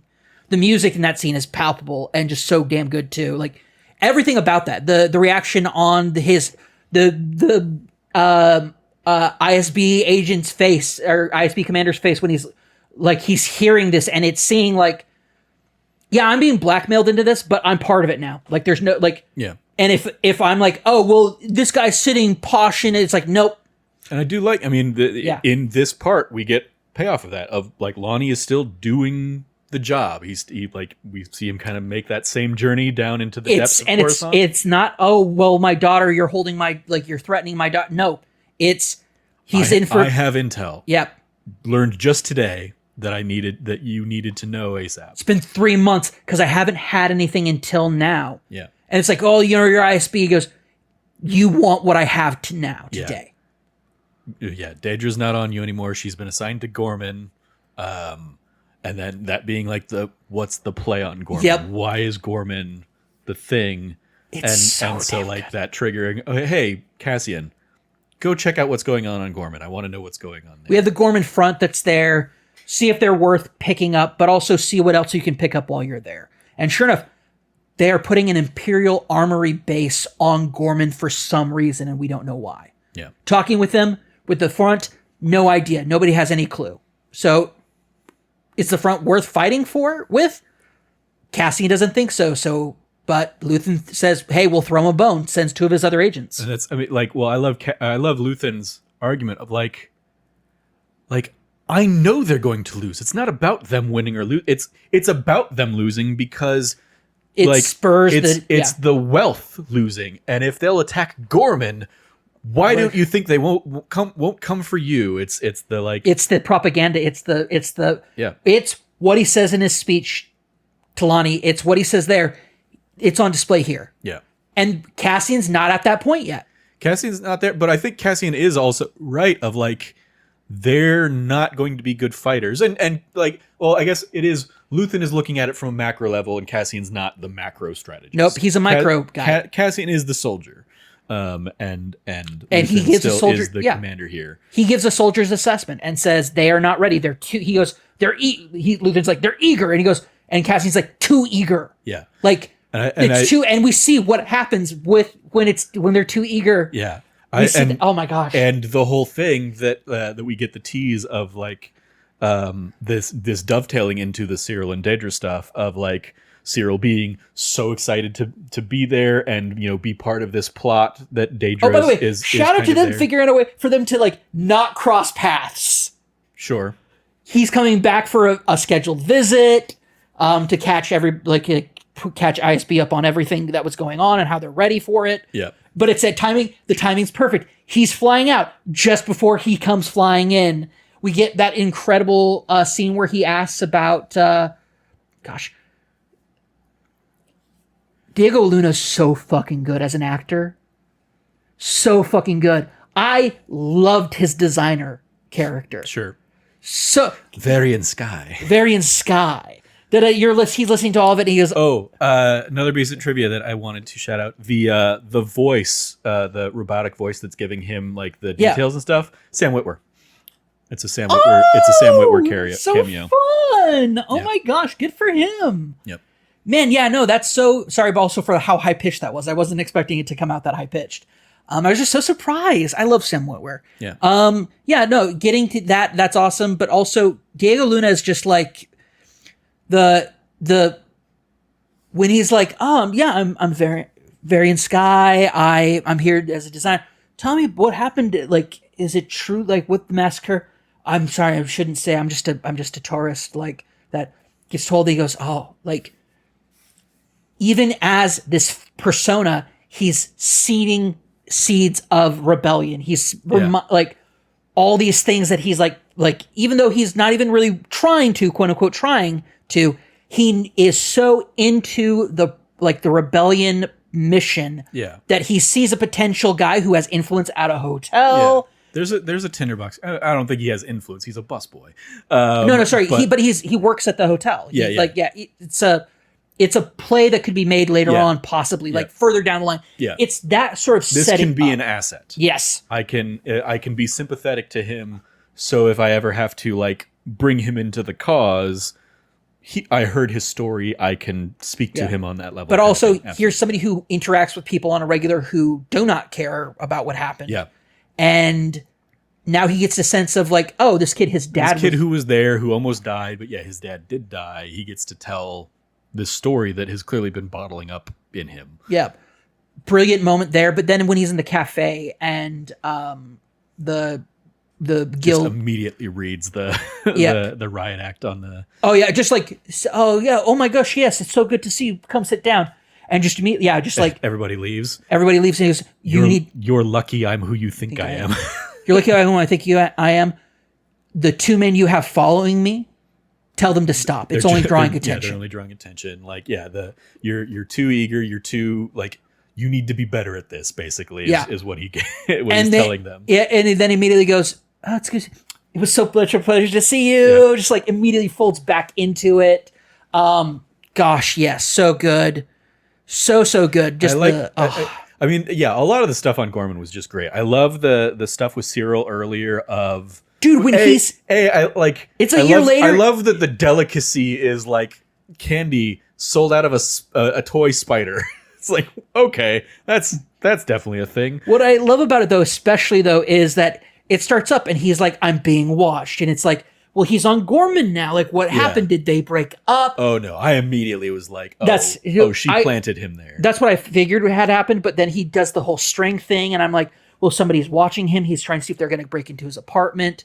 But then we have him going in and talking to everybody. And then he gets on the holo with his mom and just straight up, she's like, I can't believe like you let that girl go. And he's like, Mom, it's not important. You left me. You left me. You need to come back. Yeah. Things were good here on Coruscant. I'm doing a totally wrong accent. Yeah, totally wrong impression. It's fine. What I love though is that and you're on Gorman, you have to deal with those people. Yeah, exactly. It's the like and he calls it out to her like you're just buying into the propaganda, mother. Mom, you're just paying too much attention to the Imperial broadcasting. But exactly. Shout out to all of that. Shout out to a person who has a dad who watches Fox News. Like, that was a real moment. It's that, but it's also he knows he's being listened to. Yep. Because he is there to be the like sympathetic ear, the point of contact for like he is there as the bait. He doesn't know to the extent of like what kind of bait he is, but he knows he's there on this mission to basically infiltrate the Gorman front.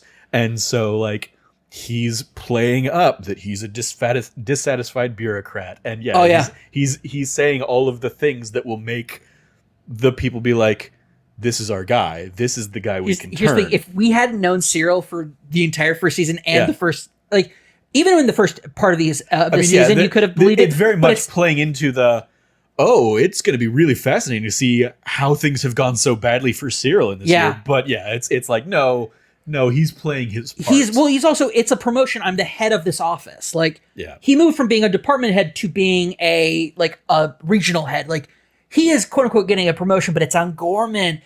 Mother, tomorrow the two Gormans who work for me in my office are going to have to take imperial oaths of loyalty. I feel safer already. Just like it's like I'm like, the PTSD of dealing with like a conservative parent during the Trump era has just made it like that was such a like oof. Yeah. But yeah, it's that entire I love the Cyril stuff is awesome. I love the like underground, town meeting that they have and the by the way, like them all French, factions. Them all being French. Oh yeah, Gorman absolutely being like a French stand-in. Yeah, but they're partisans with their hats and their like, oh my god. Yeah, yes. Especially like this and Claire Obscure Expedition 33 in the same week was that's a lot. That's a lot of French. Yeah, there's a whole lot of French. Listen, between Lies of P last year or 2 years ago, Claire Obscure DLC in a little bit. I will have a DLC in a little bit. I'm so excited. Claire Obscure this year. Gorman. Like, listen, I'm very much high up on the French right now. We are eating baguettes. Baguettes. Yeah. Yes. Lots of French stuff here. But I loved the way they kind of make the sales pitch to him. That that is what you would try and do if you were trying to recruit somebody. Like, hey, we're like. No, we're all on the same side here. Like if they're not telling you what they're doing, why wouldn't they tell you what they're doing? You're on their side, aren't you? All that stuff. But also the Emperor has to deal with so many things, and aren't we both friends of the Emperor? Don't we? I do like that. Aren't we loyal Imperial subjects? Like it is. Yeah, they're buying into the other bit of propaganda that's out there that Palpatine doesn't have his hand in everything. Yeah. Like the idea that the ISB is running amok and doing stuff. They're a shadow government. That Palpatine Palpatine is a good and kind emperor, and the ISB are overreaching or whatever. Yeah, it's like, oh, that's you poor Gorman front, you and your naivete. Hey, they're the rich, they're the powerful, they're the yeah, like they're the fabric, the spider silk mines or whatever. Yep. But yeah, the idea that 15 years earlier we get we talked about it a little bit, the guy basically having been there at the it was the Gorman massacre in Legends continuity, but I think they refer to it as the Tarkin massacre here.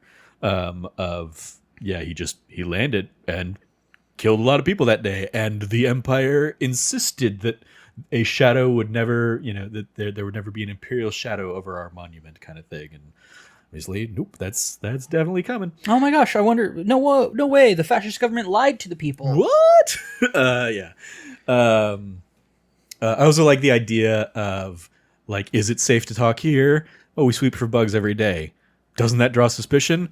Everybody sweeps for bugs every day. We're a very competitive market. Like everybody, my competitors are over there. Yeah. We all listen to each other as much as possible. It's competitive. Yeah. I like that little bit of levity in, I think, that the rest of that storyline. But yeah, then we can kind of bounce around to some of the other storylines later. But yeah, that one culminating with, as we touched on already, Luthen sending Vel and Cinta. Cinta and Vel getting to reunite, having this, lovely little moment together that is basically just, hey, one of them going to die. Basically, what a death flag. Which one? I wonder. Foreshadowing 101. And then they have one last beautiful night of passion. Yep. And they think they're going to have forever. Yep. And it's ripped away by what? After this, we're gonna talk to Luthen about being in this fight together, and he's not gonna split us apart again. And nope. Dumb, inexperienced guy who was told to leave his guns at home, brought his gun, as is always the case in these kinds of things, and basically uses it to scare away a sympathetic ear to the cause. He just isn't, like, there in on the plan. So now he's disrupting things, and he pulls the gun out and shoots. But it's the moment of arrogance. It's that moment of of young hot rebellion, right? Of like, I have the gun. Even though you do what I say, and it's that moment of like not being in control of the moment. You pull a gun to have control, and that's one of the things that they mentioned in season 1. It's like the moment you pull a gun, it's over pretty much. Like you've lost control of the situation. Yeah, and we see that here. We see a young young partisan who incidentally kills a woman, and I love the speech that she gives to him. Like, you will remember this. Yeah, like you will spend the rest of your life making up for this. Yeah. Yeah. This is on you. This will be with you forever. Like, don't you dare cry. Like, are you crying? Look at me. Look at me in the eyes. And it's just like this pathetic, like, it's somebody who is truly contrite. Like, they know they've done something unbelievably wrong and unspeakably wrong and feel terrible about it, gut-wrenchingly, and there's no one to blame but themselves. Yeah. Yeah, it's fascinating. I loved these episodes so much. Vel's lines there. I'm not going to say remember this because I don't have to. This is on you now. This is like skin. You're taking her with you everywhere, wherever you go for the rest of your useless life. Don't you look away from me. I'm sorry. I'm so sorry. She was a warrior. She was everything you have daydreamed about. She was a blooded, fearless warrior whose loss will be mourned in ways that you will never understand. She was a miracle, and you, to die like this because of you, some whining, simpering, foolish child. Don't you dare cry. You'll make up for this forever. Yeah. That's the story of like Luthen, like that. Like that's a defining character moment for this character. Yeah. For her to also writing her off so she can go and do adventures with Doctor Who. Yeah, there you go. Yeah. Yeah, but like also what a badass moment when they sabotage the carrier, and she does like that leap off, jumps onto it, does a like tumble forward. While she's tumbling, she slaps the EMP device on it, tumbles over, pauses, like signals it to go, like hits the button for it to go off. Like, so cool. Such a cool moment where it's like, these are what actual rebels look like. This is what actual rebels do in an operation. All of you kids playing dress up, take your notes, learn your lessons, and then you may be ready to do this for real someday. Yeah. Also, don't rush yourselves. You'll only slow yourself down. Like, perfect. And I loved how they introduced us to the idea of the plan in episode 5, and then we get to see it executed. I'm like, okay, this is really cool. Yeah. But we saw Cassian did not think this was going to be good enough. Yeah. Oh, you can steal, but how do you get away? Like, I love Cassian being like you're not only are you going to not escape, you're going to flaunt it in front of them. How do you think that ends? Well, they have to. Everybody already knows. Yeah. That's the whole thing. It's like the whole thing about like you're trying to prove something that everybody already knows. Okay, then you're proving nothing. It's so, especially like to the modern day, like we see it with the modern day media all the time. Well, if we just catch him in the lie, it's like everybody knows he lies. Everybody knows it. You're not proving anything. You prove nothing. You're just doing this for your own self. And that's the whole thing is like these people are expecting wealth and prestige to what they do, and they're not getting it. And so now we're rebelling. Now we're acting out. And it's like, where were you 15 years ago wanting to do this because of the massacre that happened? Like, there's so much about, because the poor people got killed, but now it's impacting you, the wealthy elite. So now you must rebel. It really speaks to the nature of the people who have been like, I've been a part of the rebellion my entire life, like that Cassian has when he talks to Jyn in Rogue One. Like, I've been in this fight since day one, and we see young Cassian, his father unjustly executed, charges stormtroopers and is sent to an Imperial child prison. Basically, like we see that in season 1. Like, what could have caused Cassian to attack like Imperial troopers? They killed his dad. He's been fighting since that day. They hung him up in the square. Yep. Yeah. He's been fighting since that day, since he was a child. He's been fighting this fight in his own way, and now being part of this greater rebellion. And it's like he sees these people, and he sees they're not real soldiers. They're not real rebels. They're disenfranchised elite. Yeah. They like, and we see like, because here's the thing: it's not even like they're playing Cyril when they mention, well, for the Empire and the Emperor. It's like these are the typical things you would expect the elite to say. Well, obviously we love this guy too because we voted for him, right? Like, we voted for him. We didn't think it would hurt us this way. The timeliness of Andor in season 2 has never been more timely. Yep. Very much benefiting in the same way that Metaphor did last year. Yep. Like, the story was, long in the books by the time it actually came out, but it does speak to the moment, which speaks to how predictable the moment is, maybe. Sadly. Elsewhere in this arc, we talked about kind of Andor's side of things, and kind of folded in the Cyril and Daedra stuff there. Oh, we have the big party. Yep. That everybody the whole the idea that Clea and Luthen have to go to this party to, remove the bug on Sculdun's stuff.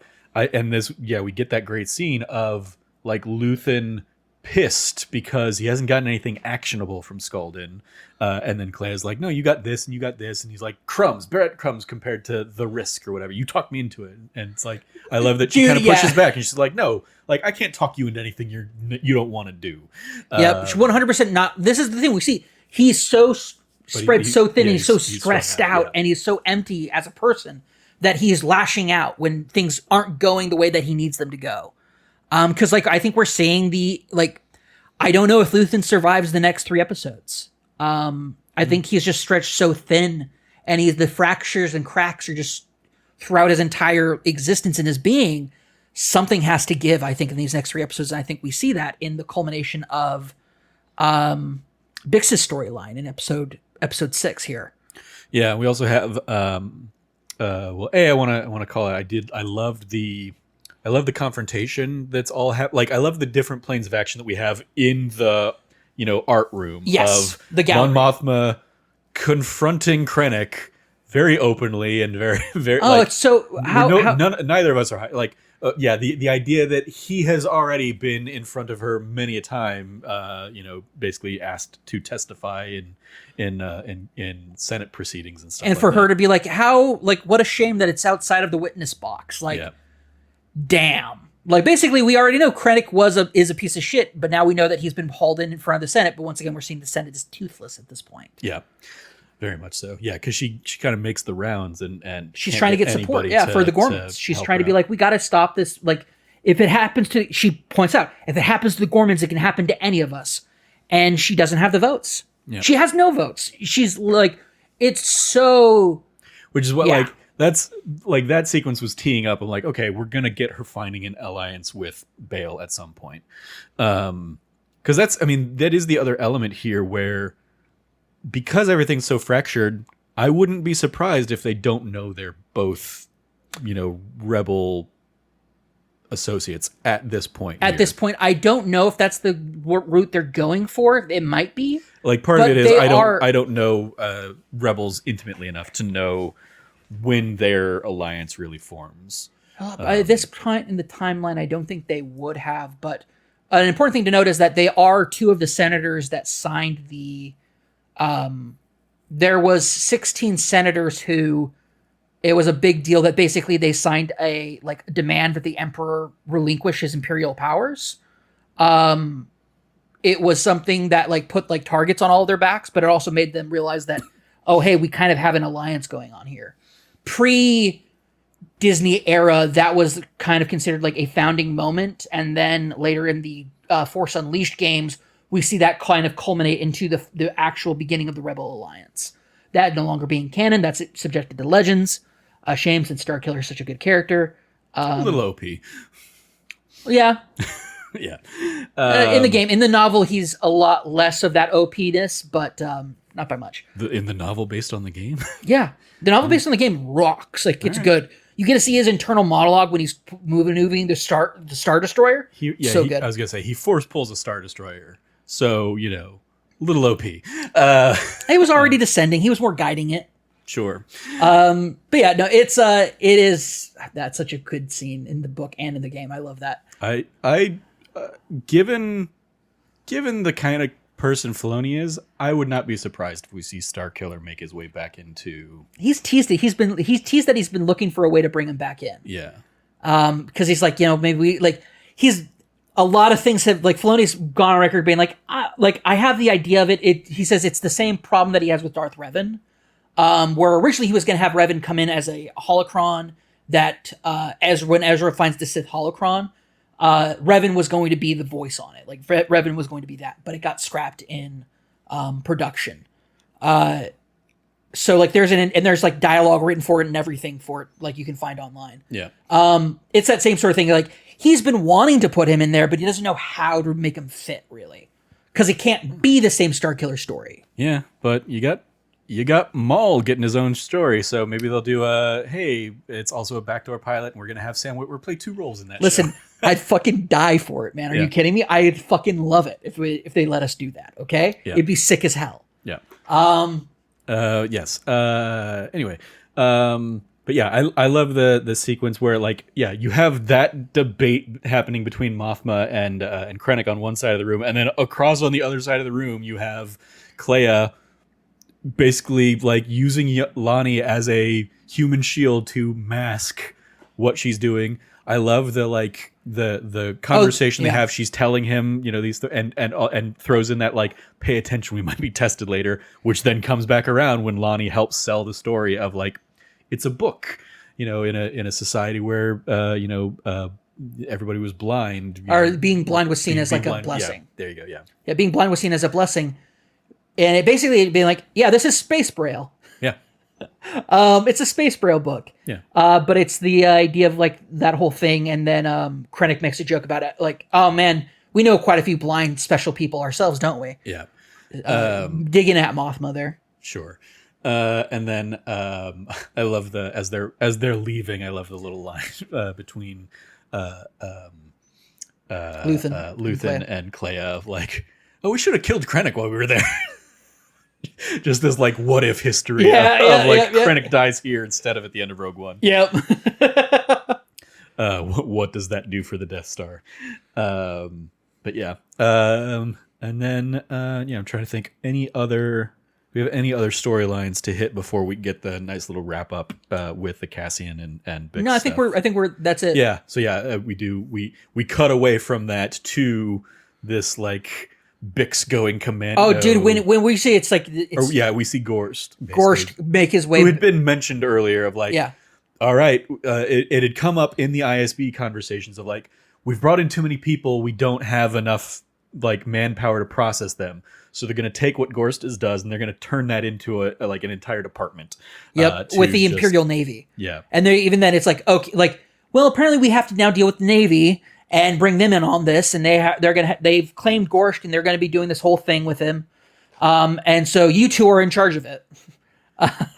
Then Lonnie just being like, keep me apprised, and then walks away. The other guy being like, it'll be an honor, and Partagas being like, what do you? No, it's not. Yeah, what are you talking about? He goes, just like, why would it be an honor? Why would and then Llonnie like, just like looks say that. Like, Llonnie looking over at him when he says that, like, what are you doing? Yeah, and then just going off on him like, this is this is a distraction. It's not important. Yeah. Like all this stuff, like it's which was a fun counterpoint to that guy's conversation with Daedra earlier. Like, maybe he assigned me here because I'm not searching for glory, and then only to just turn around and be like, an unconscious sycophant. Yep, and being called out for it too. Yeah. Just being like, absolutely, like, this is why we don't choose you for important things, because you'll do this.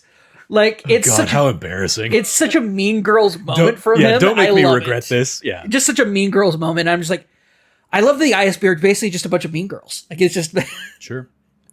Oh, it's so good. We also did have the Saw plotline as well that happened over these episodes with Willman. They're kind of having to train. Like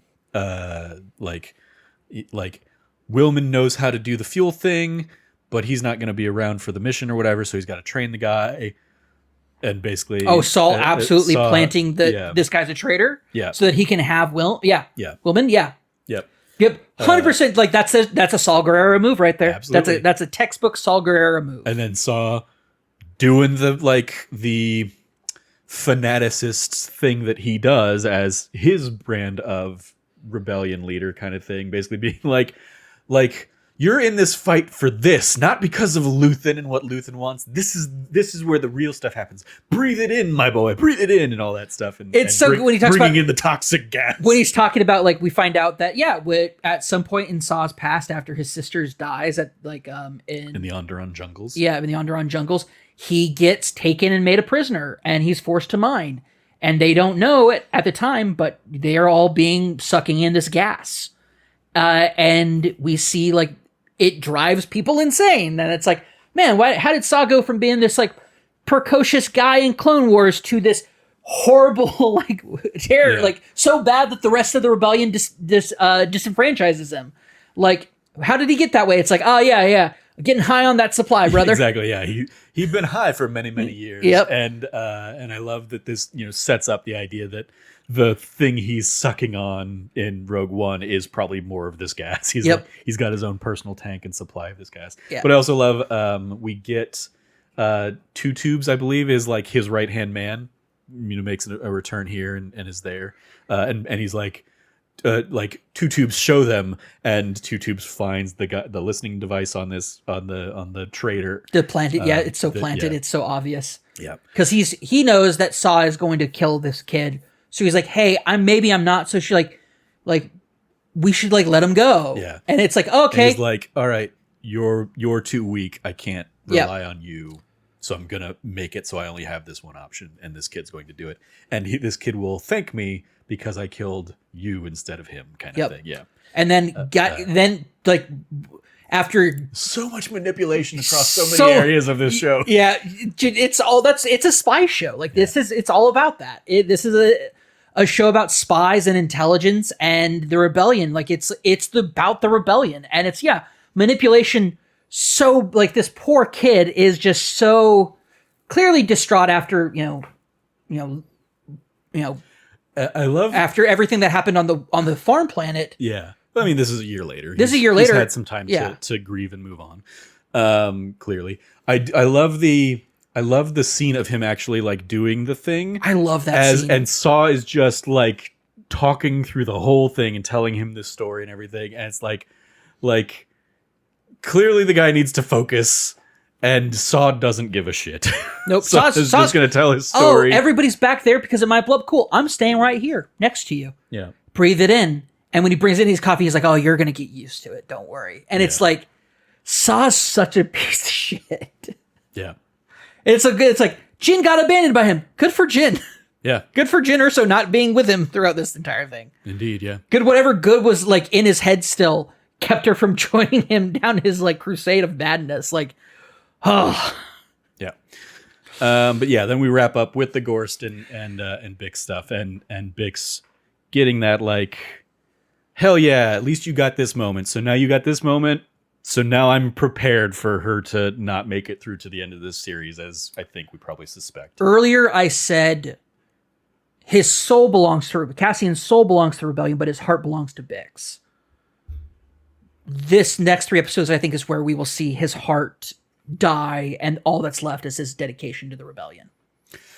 Yeah, it'll be a heartbreaker, because the ideal this season's picked off everybody who's important to him. So exactly. Far, so. The ideal would be like, oh, she just flees and goes to live somewhere, and is there waiting for a Cassian that never returns after the events of Rogue One. No, that's not what this show is, man. Yeah, that's not what this show is. It could be. It could be that she's just. She's one of the other pilots at that base or something like that, but I don't believe it. I don't think so. I don't either, really. Because then she absolutely would have signed up for Rogue One if she was there. Obviously, they've retconned the whole thing here because this clearly was not a character who existed 10 years ago. Yeah, but Gary Whitta didn't make her up, so yeah. But yes, I loved that she got that moment of retribution. And then just cold-blooded, like walking back out, and this guard being like, "Hey, you're not supposed to."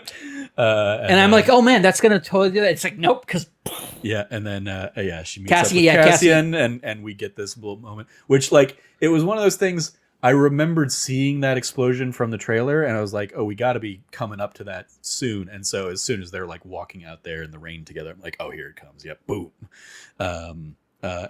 So.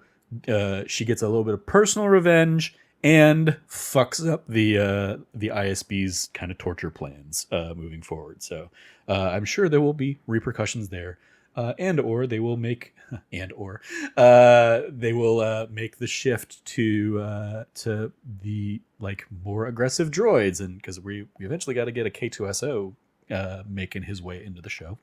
So maybe we'll get him in the next few episodes as well, or maybe they're like, hey, Alan Tudyk's busy and expensive, so he's only coming in for that last year of things. Who knows? But whatever the case may be, we got 6 more episodes of Andor. Sad that it's only a 2-season show, but also when it's this good of a show, I'll take as much as you can give me. Any final thoughts before we wrap up? No, I think I'm good. I think my final thoughts is Andor's fucking great. Yeah. He still continues to be the best piece of Star Wars we've gotten. And I'm on record of saying I really love the Star Wars that we've gotten already. I love Skeleton Crew. I love a lot of the stuff that we've gotten. But once again, Andor coming in with season 2 is just like, yeah, by the way, first season, phenomenal. This season, also going to be phenomenal. Yeah. We will buck the trend of how you are watching week-to-week shows on Disney Plus because we're Andor and we fucking can. Andor fulfills the promise that Lucas wanted the political intrigue of the prequels to be. Yes. But he just isn't a solid enough writer to make all of that stuff interesting. I'd agree. So all of the Senate confirmation stuff and all that stuff, while it has a very notable line of, so this is how democracy dies, full of thunderous applause or whatever, from Padme, is very dull compared to the political intrigue here, where we are seeing the weight of this rebellion on all these different facets. Absolutely enjoying it and loving it and having a great time with it. And I love that Like, I love that it was pitched as a Cassian story, but much like season 1, I love that it is also a Mon Mothma story. Yeah. And that it is, a deeper look in, even on the ISB side of things, in, what were their thoughts on the rebellion as it was starting to form, and how were they, attacking it? What were they doing? I love that we're just getting such a deep dive into this, era of the Star Wars ethos. I think Star Wars Rebels is a look at like what it was like to be like in the trenches fighting and stuff, but that's not where wars are won. Wars are won with intelligence. They're won with these machinations, backroom dealings, the espionage. And we're seeing how is it possible for a scatter group of rebels to all have a centralized axis, which is Luthen, that is able to get them to a point where we will see the alliance to restore the Republic, the Rebel Alliance, come to fruition eventually and be unified. But even by the time we get to Rogue One where that's happening, it's not like we saw in Rebels. Well, like everybody got together and now we're the Rebel Alliance. I mean, like, even at the end of Rogue One, they are at odds with each other. Oh, yeah. So it's really like the Rebel Alliance really forms in the few weeks at the beginning of A New Hope, basically. Yeah.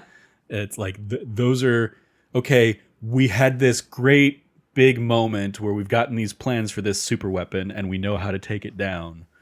And now it's a do or die situation. We got to do this. And even then, like, obviously going into Empire Strikes Back, 3 years later, it's not like the rebellion is, thriving after the end of the Death Star. They're still scattered and a losing battle kind of thing. So it really is. It really is that. It's such a like.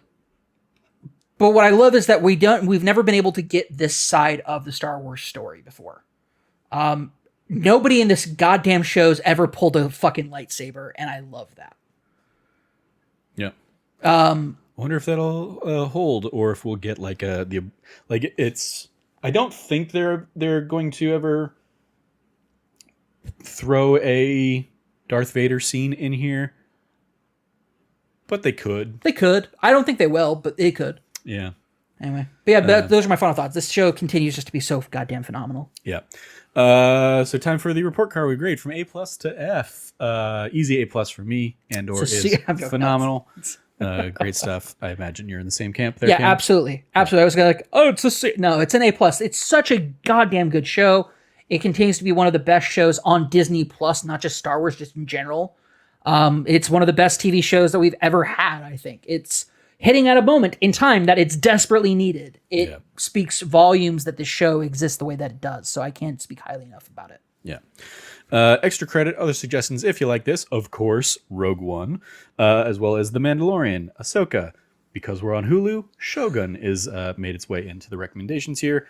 Skeleton Crew, The Bad Batch, The Book of Boba Fett, and Light and Magic, the Lucasfilm documentary series, which ended up getting a second season of a few episodes back around Star Wars Celebration, I think. Extracurriculars, you watching anything else on Disney Plus? Literally just wrapped this up, so not just yet. This, yeah.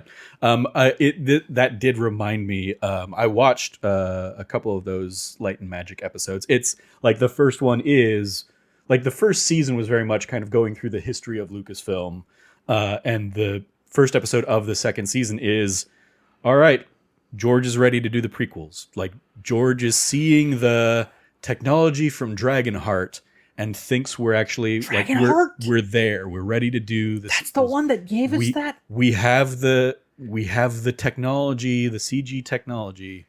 I think we can do it. And so yeah, Dragonheart voiced by Sean Connery. Yeah, that's what made him think this is the moment. Because the dragon has. I mean, they go into it in the episode, but yeah, they basically like they call out like that dragon had a lot of photorealistic, proportions. So maybe we can do a fully CGI character, which I'm going to need to do for Jar Jar Binks, is basically the selling point of the thing. So God, because we have Dragonheart, that's how we got Jar Jar Binks. That's a crazy.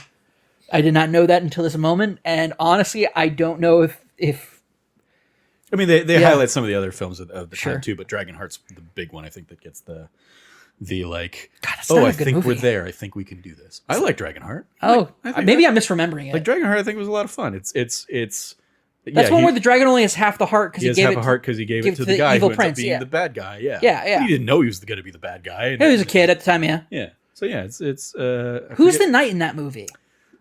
Is it Richard Gere? Maybe I don't remember. I'm trying to remember. Let me see. Dragonheart. I mean, I remember it being somebody I liked growing up. Dennis Quaid. Oh, okay. There you go. Yeah. Dennis Quaid. Dennis Quaid in a medieval film. Interesting. Okay. Yeah, definitely. Yeah. Jason Isaacs you got in there. You got David Thewlis. It's a good cast. It probably holds up better than you think.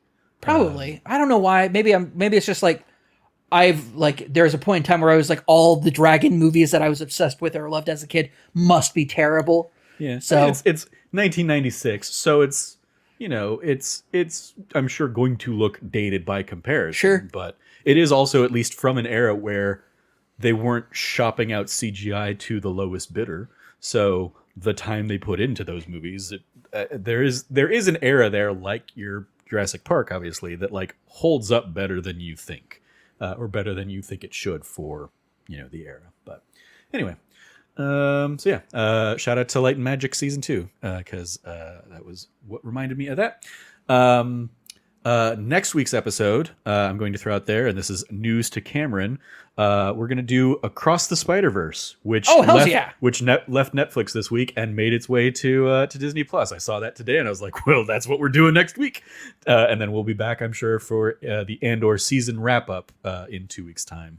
After that. But yeah, Across the Spider-Verse, Into the Spider-Verse, not on there yet. And we also still haven't gotten No Way Home ever made its way to Disney Plus. But Across the Spider-Verse has made the leap. So, I'll see if I can pull up all of the old, when we did our Summer of Spider-Man or whenever we did Spider-Man stuff, but we did like all the rankings and stuff like that. So I'll try and pull up those docs if we want to throw in those segments. Maybe I'll reach out to Logan and see if he is free and wants to to jump in and do that episode with us next week. But yeah, so next week going to be Spider-Man Across the Spider-Verse, one of my all-time favorite films. So yeah, if I can talk about it on this podcast before we fully wind things down as we've been talking about, I absolutely will. And that's going to do it for this week's episode of That D Plus Show. Thank you, Cam, for joining me to talk about the first half of season 2 of Andor here. You can follow Cameron at revcabot.bsky.social. Anything you want to give a shout out to there, Cam? Yeah, I want to give a massive shout out to our most recent episode of That Nerdy Site Show. You and I got to talk about Clair Obscura Expedition 33, a game that has very much been on our minds lately. We mentioned it earlier in the episode, but also what we've been playing for the most part the last few days, or last week or so. So yeah, definitely go check that out. We have a great discussion about kind of the early hours of that game and kind of like the setup for it and kind of like the mechanics of how they really made this game work. And I'm sure it won't be this week's episode because I believe we're doing a spoiler cast for. I'm sure we'll do Thunderbolts, yeah, as we tend to do. And also, who knows if I don't know where you're at in the game. I don't know if I'll finish the game by this weekend, but that's fair. I'm in Act 3 at this point. I know you're close to it, but I'm still in Act 2. I'll touch base with you afterwards of where I'm at. But yeah. So check out this week's That Nerdy Site Show for our preliminary thoughts on Clair Obscure Expedition 33, as well as I gave my review of South of Midnight. And Cameron, which one? Oh, you played a little bit of Oblivion Remastered. Yes, I did. So we talked about that. And then, yeah, as Cameron said, this coming week, we're going to go see Thunderbolts this weekend. So we'll do our inevitable, spoiler-free review and then spoiler cast of Thunderbolts and our thoughts on that film. And also, the thing I'll shout out is we wrapped up our Split Fiction playthrough on youtube.com/thatnerdysite. So you can go catch all 6 parts of our playthrough of that game now on the YouTube channel. So go enjoy that. And like I said, we're going to do Across the Spider-Verse next week, now that has made its way to Disney Plus. So stay tuned for all that. You can find all of us over at, or you can follow me at trevorjstarkey.bsky.social, Cam at revcabot.bsky.social. I'm pretty sure I said that already. Yeah. That Nerdy Site, go to thatnerdysite.com for all the latest from us there. If you like what you heard, once again, please rate, review, like, subscribe, share the podcast with your friends, all that fun stuff. Thank you for joining us. As always, stay nerdy, be good to each other. Class dismissed, and may the Force be with you. And also with you.